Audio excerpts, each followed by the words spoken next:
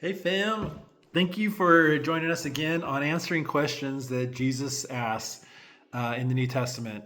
I love looking at this and wondering how the heck would I answer that question? Today, I want to look at Matthew 7. I love the Sermon on the Mount. I think it's fascinating. I love the teachings in it. I love how much time Matthew gives, how many verses Matthew gives to the sermon. He gets it all, and I love it. This is a popular verse. I think even if you're not Christian, you're gonna know about this verse. I think most everyone's gonna know about this verse. Very simple. Jesus, Matthew 7:3. Jesus says, "And why beholdest thou the mote that is in thy brother's eye, but considerest not the beam that is in thine own eye?" I think it's funny because a mote would be like a tiny little splinter, like not even just thin, but small, like sawdust or something. Like you get little sawdust in your eye, like a little tiny fleck, right?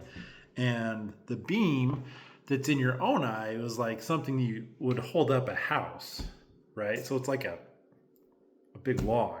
So we're talking about this like giant wood tree, giant log that's holding up your house that's in my eye, and I'm looking at the speck in the little sawdust in someone else's eye.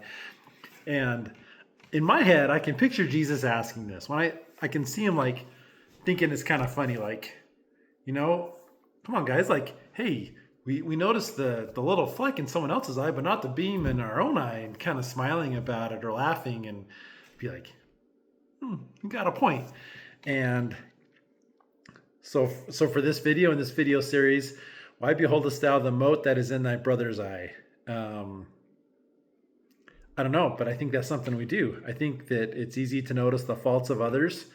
It's easy to notice when someone might be not doing something that you think that they should be doing. I think especially spiritually, when it comes to following Jesus, like you might see someone, I don't know what a good example is. Someone not following Jesus, and you're like, yeah, they should be doing this different. And then you look at your own life. Well, how am I treating others? Do I have a beam in my own eye? And they have this little tiny fleck. But I think it is easy to see where the mistakes of others are, especially if it's something that you're trying to fix in your own life. If it's a weakness that you have, it's easier, something you're focusing on, it's easier to see in other people's lives, I think. But yeah, why do we do that? I don't know. I don't have a good answer for that. And I know that's why I'm doing the video, is to answer these questions, but I don't know why we do that. Maybe it's pride. Maybe we hold that person to a different standard and they're not meeting our expectations. I don't expect to see a little fleck in their eye because I expect them to be perfect. I know I got a beam in mine, but they got the fleck. But I think it's focusing on ourselves. And if someone has a beam or a fleck or whatever in their eye, then that's between them and God. And I need to focus on my own beam, right?